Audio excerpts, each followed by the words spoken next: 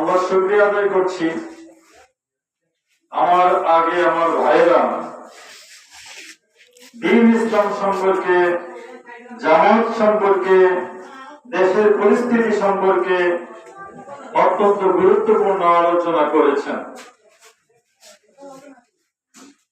দীর্ঘ সময় আপনারা আলোচনা শুনছেন, কাজে এই সময় আর বেশি কথা বলার সুযোগ নেই।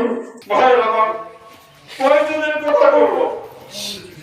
এই যে লোকদের হত্যা করা হয়েছে, এই যে জুলুম করা হয়েছে, লক্ষ কোটি মায়ের মুখ খালি করা হয়েছে, তাদের চোখের পানি রাতের হাজারি আল্লাহর দরবারে পৌঁছেছে।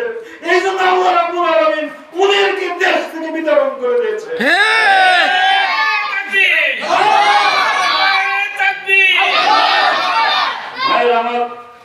তারপরে ওরা আমাদের অপরাধীদের ওদের দেশে আশ্রয় দিয়েছে। ওরা প্রত্যেক দিন সীমান্তে আমাদের লোকদের হত্যা করছে, পাখির মতো গুলি গুলি করে মারছে। আমাদের যে সমস্ত ইবাদতখানা, মসজিদ, সেগুলো এখনো তারা ভাঙছে। একটা যুদ্ধান্তে পরিবেশ সৃষ্টি করেছে, করেই যাচ্ছে। তারা আমাদের জাত শত্রু, এদের সম্পর্কে আমাদের হুঁশিয়ার থাকতে হবে।